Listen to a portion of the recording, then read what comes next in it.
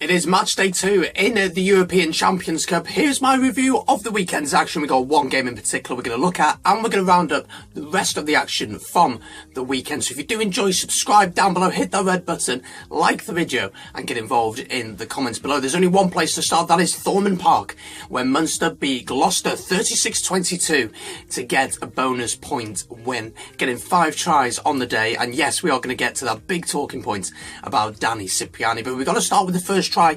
Munster get things kicked off with a try in the corner for the fullback Haley. Good hands from the backs after some good phase play to score in the corner.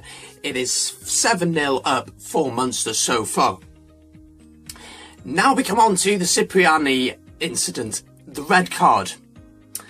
Now looking at it at first glances, I had to say red card. If you haven't seen it already, this is what happened. Scannell comes in with the ball, goes towards Cipriani, targeting him. It's quite obvious that he is, and Cipriani is stood like this, arms down, and hits him with his right shoulder into the head. Scannell goes down, no injury to him, but there's just no attempt to complete the tackle, in my opinion, in the ref's opinion, and in everyone else's opinion.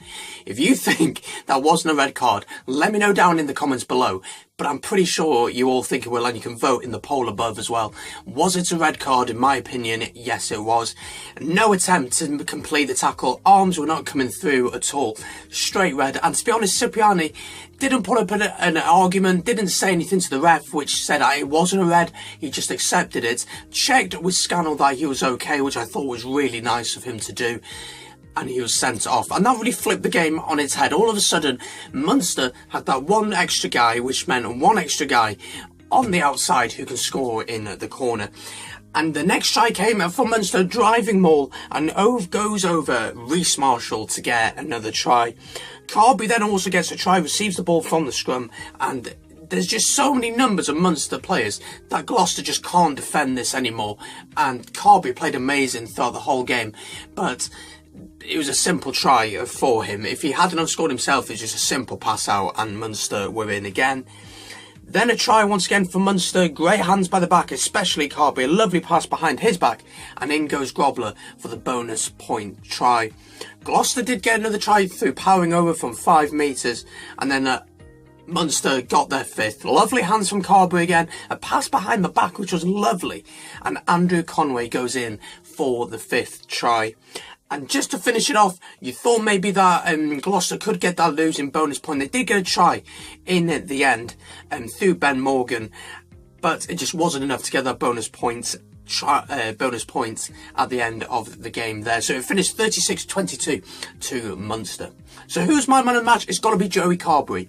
Now, a lot of talk about him after leaving Leinster, of course. Leinster won it last year, and then he moved to Munster, which a lot of people saw as being a traitor as such, but we're seeing this a lot more, especially in Pro 14 rugby, aren't we? We're seeing the likes of George North, who once was at Scarlets and now is at Ospreys. Of course, he did go to Northampton for a while. Scott Williams jumping from the Scarlets straight to the Ospreys.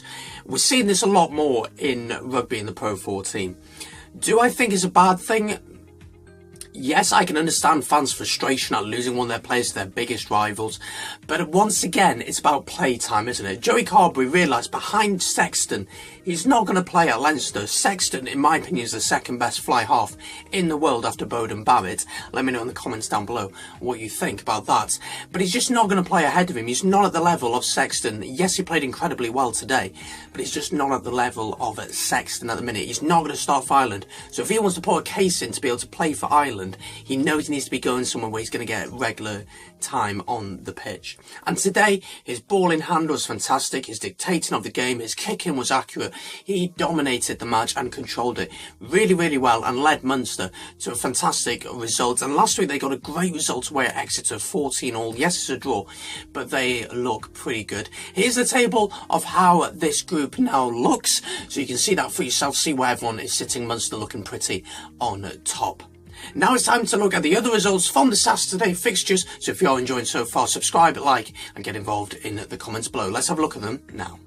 So let's look at the other scores from the week in the Champions Cup. Lots of great results. We're going to go through them now. First of all, Edinburgh beat Toulon, who have been struggling this competition. They lost against Newcastle, and now they've lost against Edinburgh, 40 points to 14. What a result that was. Wasps against Baths, 70 points between them, 35 points each there. What a game that was. And the news, of course, about Christian Wade.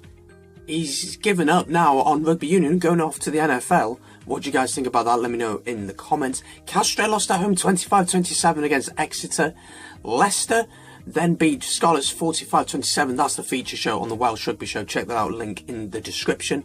Racing beat Ulster 44-12. They are looking very strong in this year's competition.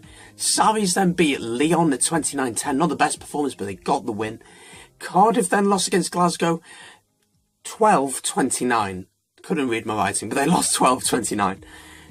Toulouse then beat Leinster, one of the favourites of the competition, 28-27. What a match that was. Toulouse massively deserved that win. That's thrown a curveball in this competition. And then Newcastle got a gritty win against Montpellier, winning 23-20. So there you go, that's your roundup and that's your review for this week on the Champions Cup. Hope you've enjoyed it. If you have, do subscribe. 50 of you have subscribed to the channel now. It's incredible. Let's get to 100 by the end of the year. That is the challenge. So if you're new around here, really appreciate if you could subscribe, like and leave your comments down below. Thank you very much for watching. See you soon here on BIS Rugby. Peace.